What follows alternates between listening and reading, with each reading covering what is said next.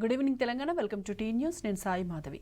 BRS ఎమ్మెల్యేలు ఎమ్మెల్సీలు నేతలతో కలిసి మాజీ మంత్రి హరీష్ రావు మల్లన్న సాగర్ వద్ద ప్రత్యేక పూజలు చేశారు. కాంగ్రెస్ నేతలు కూడా వచ్చి గోదారమ్మకు పూజలు చేయాలన్నారు. రాష్ట్రానికి మళ్లీ ఎల్లో అలర్ట్ జారీ చేసింది వాతావరణ శాఖ. ఇవాళ రేపు ఎల్లుండి తేలికపాటి నుంచి మోస్తరు వర్షాలు కురుస్తాయని తెలిపింది. పుష్ప సినిమా తరహాలో గంజాయిని స్మగ్లింగ్ చేస్తున్న ముఠా వరంగల్ పోలీసులు అరెస్ట్ చేశారు. చపాక్ టెస్ట్లో టీమిండియా పట్టు బిగించింది.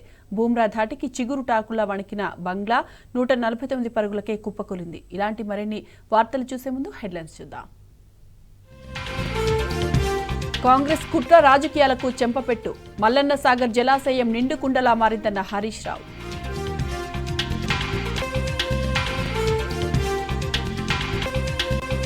కేసీఆర్ అంటేనే ప్రాజెక్టులు, జలాశయాలు, కాల్వలు. ఆనవాళ్లు చెరిపేయడం ఎవరి తరం కాదన్న బీఆర్ఎస్.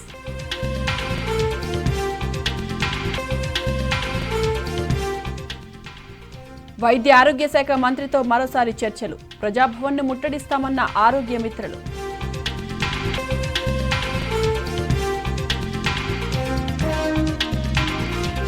ఫీజు రియంబర్స్మెంట్ వెంటనే విడుదల చేయాలి. స్థానిక సంస్థలో బీసీ రిజర్వేషన్లు పెంచాలన్న ఆర్ కృష్ణయ్య.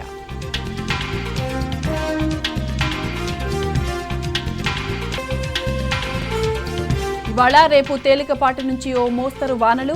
రాష్ట్రానికి ఎల్లో అలర్ట్ జారీ చేసిన వాతావరణ శాఖ.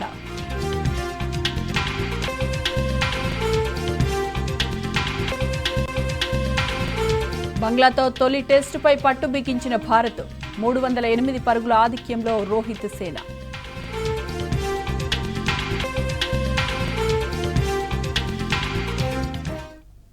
రాష్ట్రంలో వాతావరణం ఒక్కసారిగా మారిపోయింది. గత 2-3 రోజులుగా ఎండలు దంచి కొడుతుండగా ఇవాళ వాతావరణం పూర్తిగా చల్లబడితే రాష్ట్రంలో పలుచోట్ల వర్షాలు పడుతున్నాయి. ఉత్తర అండమాన్ సముద్రం పరిసర ప్రాంతాల్లో ఉపరితల ఆవర్తనం ఏర్పడింది. ఇది వాయువ్య దిశగా కదిలి ఈ నెల 23న పశ్చిమ మధ్య బంగాళాఖాతంలో అల్పపీడనంగా మారే అవకాశం ఉంది. దీని ప్రభావంతో పలు రాష్ట్రాల్లో తేలికపాటి నుంచి మోస్తరు వర్షాలు కురుస్తున్నాయి. ఇవాళ రేపు తెలంగాణలో తేలికపాటి నుంచి మోస్తరు వర్షాలు కురిసే అవకాశం ఉందని వాతావరణ శాఖ వెల్లడించింది. కొన్ని చోట్ల ఉరుములు, మెరుపులు, ఈదురుగాలులతో కూడిన వర్షాలు కురిసే అవకాశం ఉందని తెలిపింది. రాష్ట్రానికి వాతావరణ శాఖ ఎల్లో అలర్ట్ జారీ చేసింది.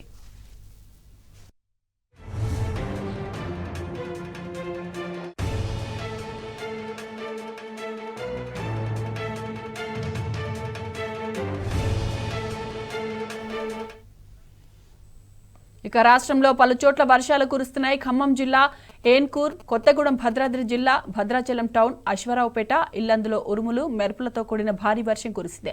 ములుగు జిల్లా వెంకటాపురం మండలంలో మోస్తరు వర్షం కురిసింది. సిద్దిపేట జిల్లాలోని పలు మండలాల్లో తేలికపాటి వర్షం పడింది. జగిత్యాల జిల్లా కేంద్రంలో పలుచోట్ల వర్షం కురిసింది. కొమ్రంభీం, ఆస్ఫాబాద్ జిల్లా ఆస్ఫాబాద్ పట్టణంతో పాటు వాంకిడి, రెబ్బెన మండలాల్లో భారీ వర్షం కురిసింది. మహబూబాబాద్ జిల్లాలోని పలు మండలాల్లో వర్షం దంచుకొట్టింది.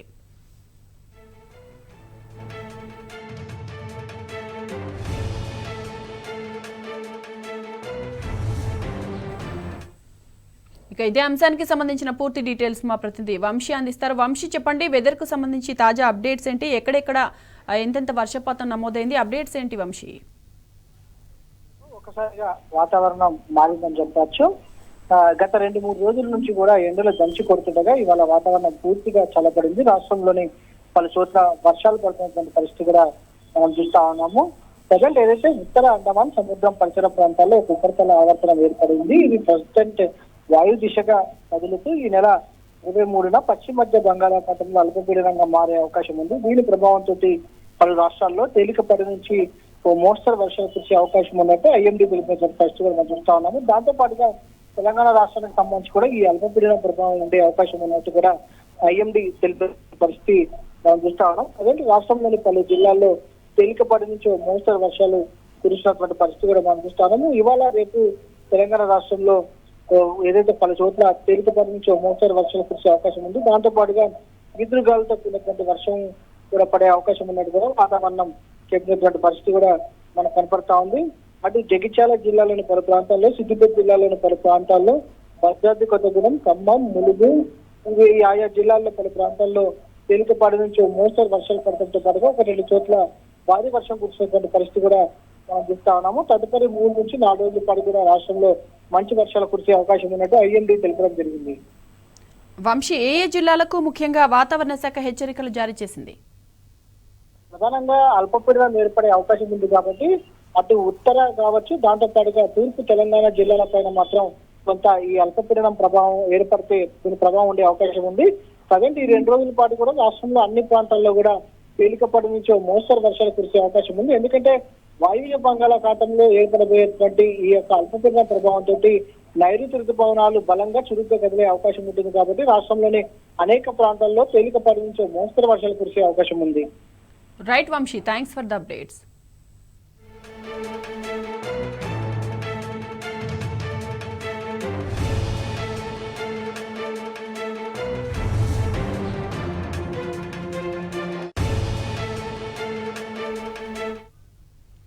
స్థానిక సంస్థల ఎన్నికల్లో బీసీ రిజర్వేషన్లు పెంచాలని బీసీ సంక్షేమ సంఘం జాతీయ అధ్యక్షుడు ఆర్ కృష్ణయ్య డిమాండ్ చేశారు. వెంటనే బీసీలకు ఫీజు రీయింబర్స్మెంట్ నిధులు విడుదల చేయాలని కోరారు. ఆర్ కృష్ణయ్య నేతృత్వంలో బీసీ నేతలు, విద్యార్థులు హైదరాబాద్ కలెక్టరేట్ను ముట్టడించారు. విద్యార్థుల సమస్యలను పరిష్కరించాలని డిమాండ్ చేశారు. పూర్తి సమాచారం మా ప్రతినిధి ఉదయ్ అందిస్తారు. ప్రభుత్వం వెంటనే బీసీ కులగణన చేపట్టాలి, అదేవిధంగా రాష్ట్రంలోని విద్యార్థుల సమస్యలను వెంటనే పరిష్కరించాలి, ఫీజు రియంబర్స్మెంట్ ఫీజులు కూడా వెంటనే విడుదల చేయాలంటూ ఈరోజు ఆర్ కృష్ణయ్య గారి ఆధ్వర్యంలో కూడా ఈరోజు కలెక్టర్ ఆఫీస్ ముట్టడి జరగడం జరిగింది. ప్రస్తుతం మనతో పాటు ఆర్ కృష్ణయ్య గారు ఉన్నారు, వారి మాటలను తెలుసుకుందాం. అన్న, చెప్పండి, ఈరోజు ప్రధానంగా ఆ కలెక్టర్ ఆఫీస్ ముట్టడికి సంబంధించిన ప్రధానంగా ఏంటి? కాంగ్రెస్ ప్రభుత్వము అధికారంలోకి వచ్చి 9 నెలలు గడుస్తున్నాయి. ఇంతవరకు కులగణన చేయడానికి ప్రాథమిక చర్యలు తీసుకోవడం లేదు. ఒట్టొట్టి స్టేట్మెంట్ రోజు ఇస్తున్నారు, ఇదిగో అది కానీ ప్రతి నాయకుడు ఇస్తున్నారు. దానికి సంబంధించిన మిషనరీ ఏది? రెండవది, జనాభా ప్రకారం రిజర్వేషన్లు పెంచుతాము, అందుకు అసెంబ్లీలో పార్లమెంట్లో బిల్లు పెడతామని కూడా స్పష్టమైన హామీ ఇవ్వడం లేదు.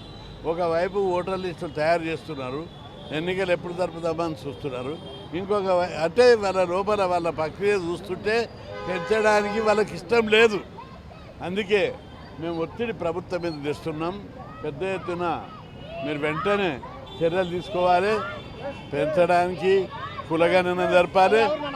మీకు పార్లమెంట్ మెజార్టీ ఉంది, అక్కడ కూడా పార్లమెంట్లో బిల్లు పెట్టి 42% కాదు 50% జనాభా ప్రకారము ఎంతుంటే అంత. అన్న, ముఖ్యంగా ఈరోజు విద్యార్థుల సమస్యలకై రాష్ట్ర వ్యాప్తంగా కూడా విద్యార్థులు అనేక అవస్థలు పడుతున్న పరిస్థితి కనిపిస్తూ ఉంది. ఈరోజు ముఖ్యంగా ఫీజు రియంబర్స్మెంట్కి సంబంధించిన విడుదల చేయాలంటూ ఈరోజు పెద్ద ఎత్తున హైదరాబాద్ కలెక్టర్ ఆఫీస్ ముట్టడి చేయడం జరిగింది. విద్యార్థుల నుంచి ఎలాంటి సమస్యలు మీ దృష్టికి వస్తున్నాయి, వాటిని మీరు ఎట్లా ముందుకు తీసుకెళ్తారు?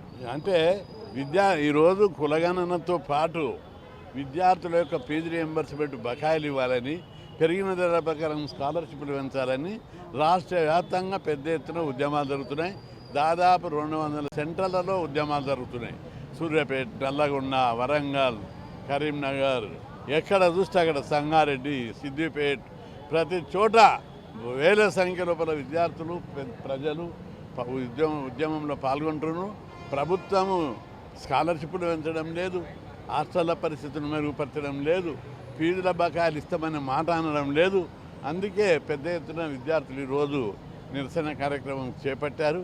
ప్రభుత్వం వెంటనే స్పందించాలి ఇప్పటికైనా, లేకపోతే రిజర్వేషన్లు పెంచే వరకు ఎవరిని వదిలిపెట్టడం, చీల్చి చెండాడతామని హెచ్చరిస్తున్నాం. అన్న, ముఖ్యంగా చెప్పండి, ఈరోజు నిరుద్యోగులకు సంబంధించిన పెద్ద ఎత్తున ధర్నాలు చేస్తున్న పరిస్థితి కనిపిస్తూ ఉంది.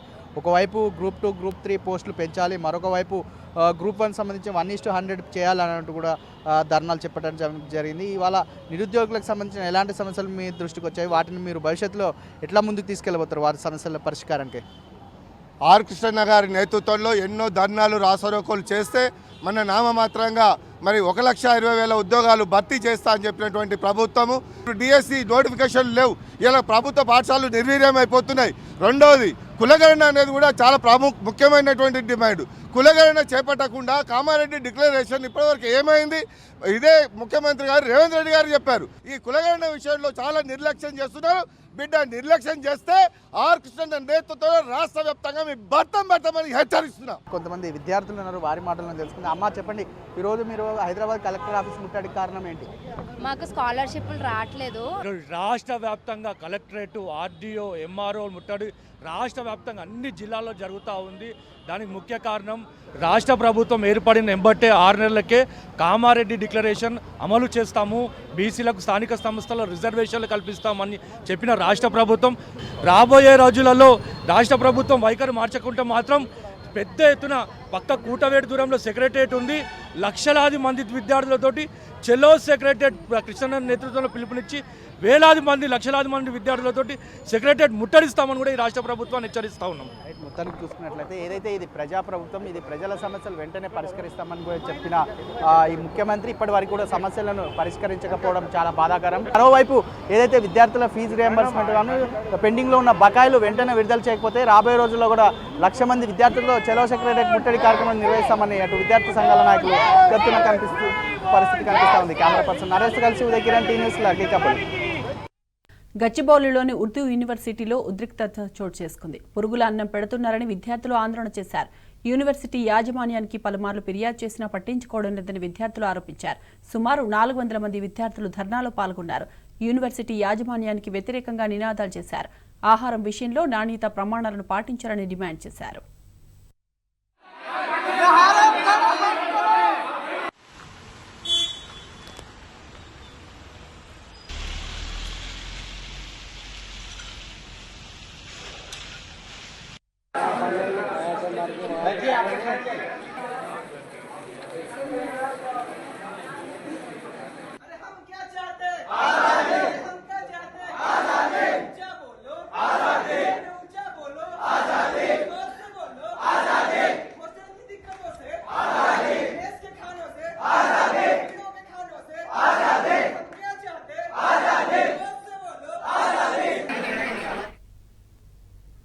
మల్లన్న సాగర్ నిండు కుండలా మారడం కాంగ్రెస్ పార్టీ కుట్ర రాజకీయాలకు చెంపపెట్టు లాంటిదని అన్నారు మాజీ మంత్రి హరీష్ రావు. కాళేశ్వరం మునిగింది, కొట్టుకుపోయింది, అబద్దాలు ప్రచారం చేసిన వాళ్లు ఇప్పుడెక్కడ ఉన్నారని ప్రశ్నించారు.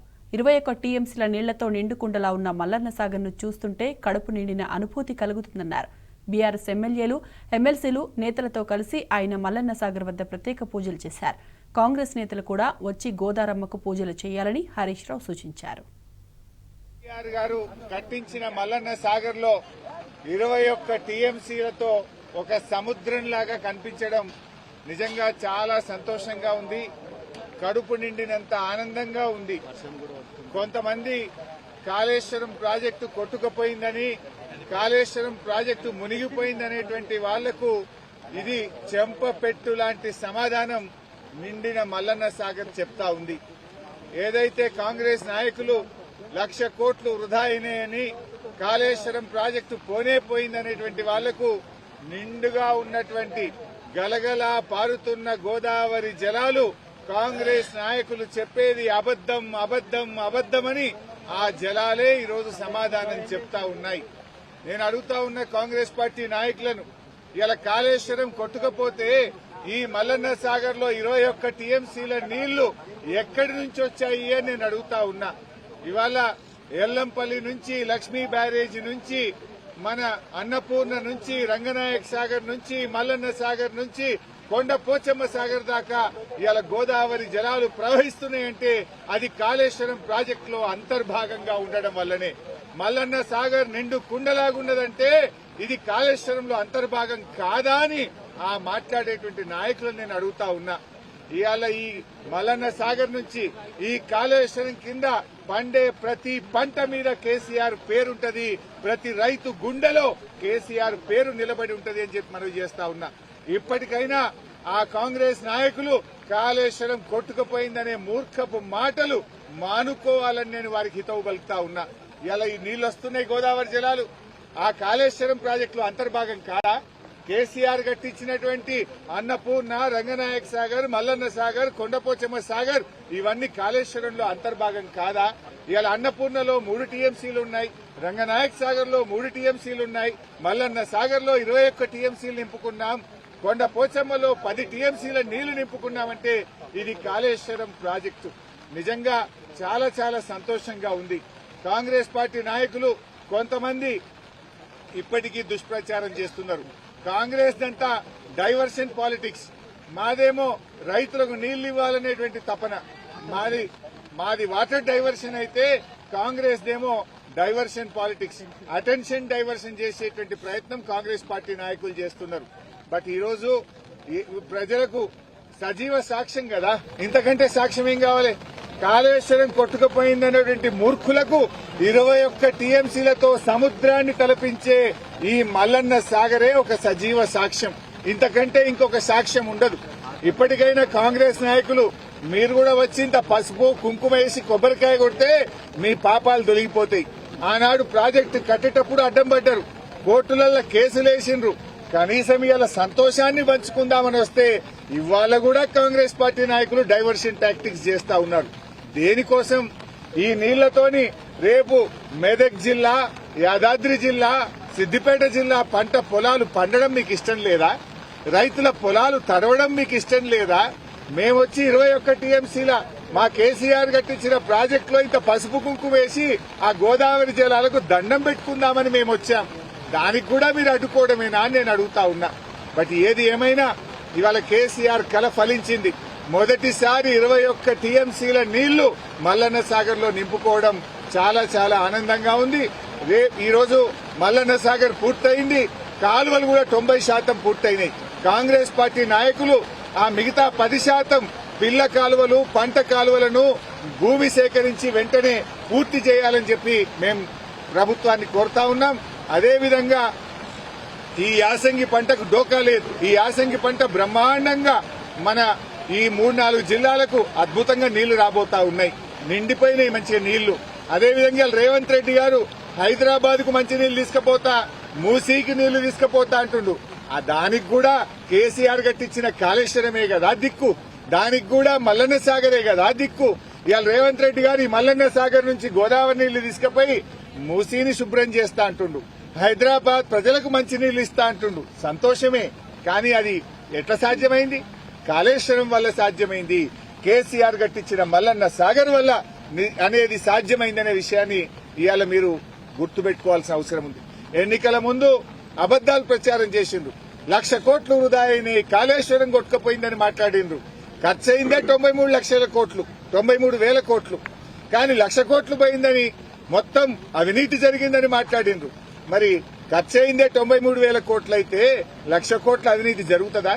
మరి మొత్తం కాళేశ్వరం కొట్టుకపోతే సముద్రాన్ని తలపించే ఈ మల్లన్న సాగరు ఎక్కడికెళ్ళి వచ్చింది అని అడుగుతా ఉన్నా. ఇప్పటికైనా అట్లా మాట్లాడే వాళ్ళు వచ్చి ఒక్కసారి మల్లన్న సాగర్ ను చూడండి, కొండ పోచమ్మను చూడండి, రంగనాయక్ సాగర్ ను చూడండి. ఇవన్నీ కాళేశ్వరంలో అంతర్భాగం కాదా అని నేను అడుగుతా ఉన్నా. పోయినసారి ఆగస్టు నెలలోనే చేప పిల్లలు వేశాం. ఇవాళ సెప్టెంబర్ 20 తారీఖు వచ్చిన ఈ ప్రభుత్వం ఇప్పటి వరకు చేప పిల్లలు వేయడం లేదు. మత్స్యకారులు, మా ముదిరాజులు, మా బెస్త కమ్యూనిటీ వాళ్ళు ఆ చేపలతో బ్రహ్మాండంగా జీవిస్తా ఉన్నారు. కేసీఆర్ పుణ్యమాని చెరువులు మంచిగైనాయి. చెరువులను ప్రాజెక్టులతో అనుసంధానం చేసిండు కేసీఆర్. కాలం కాకపోయినా ప్రాజెక్టుతో చెరువులు నింపుకునే అవకాశాన్ని కేసీఆర్ ఇచ్చారు. ఇవాళ అన్ని చెరువులు నిండు కుండల్లాగున్నాయి. ఇంకెప్పుడు చేప పిల్లలు వేస్తారు? ఆగస్టులో వేయాల్సిన చేప పిల్లలు సెప్టెంబర్ 20 తారీఖు వచ్చినా ఇయ్యకపోతుంది. ఇప్పటికైనా ప్రభుత్వం వెంటనే అన్ని చెరువుల్లో, ప్రాజెక్టుల్లో చేపలు, రొయ్యలు వేసి ముదిరాజులకు, బెస్త కులస్తులందరికీ కూడా ఉపాధి కల్పే విధంగా వెంటనే చర్యలు తీసుకోవాలని నేను ప్రభుత్వాన్ని డిమాండ్ చేస్తున్నాను. కేసీఆర్ అంటేనే ప్రాజెక్టులు, జలాశయాలు, కాల్వలన్నారు బీఆర్ఎస్ ఎమ్మెల్యేలు కొత్త ప్రభాకర్ రెడ్డి, సునీత, ఎమ్మెల్సీలు వెంకటరమణారెడ్డి, దేశపతి శ్రీనివాస్. తెలంగాణ నుంచి కేసీఆర్ ఆనవాళ్లు చెరిపేయడం ఎవరితరం కాదన్నారు. కాంగ్రెస్ పార్టీ బురద రాజకీయాలకు తట్టుకుని కాళేశ్వరం నిలబడిందన్నారు. భూ నిర్వాసితుల త్యాగాల ఫలితమే కాళేశ్వరం ప్రాజెక్టు అని ఇప్పటికైనా కాంగ్రెస్ నేతలు కుట్రలు మానుకోవాలని సూచించారు. అంటేనే ఒక కేసీఆర్ ప్రతి పండించే ప్రతి గింజ మీద కూడా ఇవాళ కేసీఆర్ బొమ్మ ఉంటది. ఇవాళ మరి ఇలా తెలంగాణ రాష్ట్రము సాధించుకున్నదే ఈ నీళ్ల కోసం, ఈ మల్లన్న సాగర్ కోసము, కొండపోచమ్మ కోసము, మరి అనంతగిరి సాగర్ కోసము. మరి ఇవన్నీ కూడా మరి ఈ రోజు ఎవరి వల్ల అయినాయో ప్రజలకు కూడా తెలుసు.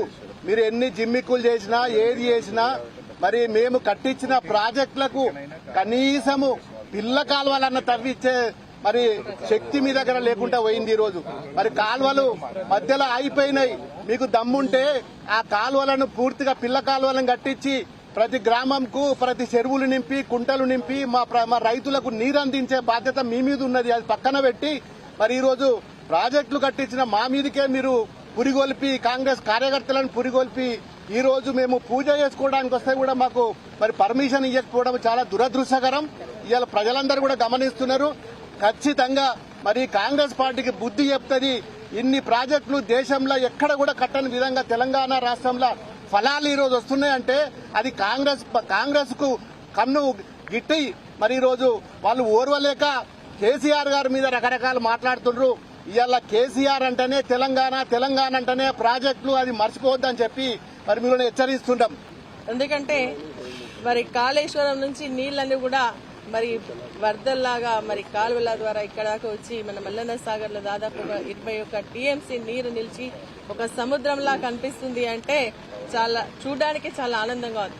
ఈ రోజు కేసీఆర్ గారి నాయకత్వంలో నిర్మించినటువంటి ఈ యొక్క కాళేశ్వరం ప్రాజెక్ట్ ద్వారా వచ్చేటువంటి ఈ మల్లన్న సాగర్ లో మరి ఇన్ని నీళ్లు నిలబెట్టాయి అంటే మరి ప్రజలందరూ కూడా హర్షిస్తా ఉంటే మరి కట్టించినటువంటి బీఆర్ఎస్ పార్టీ వాళ్ళు ఈ రోజు దీన్ని చూసి ఆనందిస్తానికి ప్రజలకు అంకితం చేయడానికి వస్తున్నటువంటి సందర్భంలో ఈ రోజు వానదేవుడు కూడా మరి హర్షిస్తూ వానను కురిపిస్తున్నారని చెప్పేసి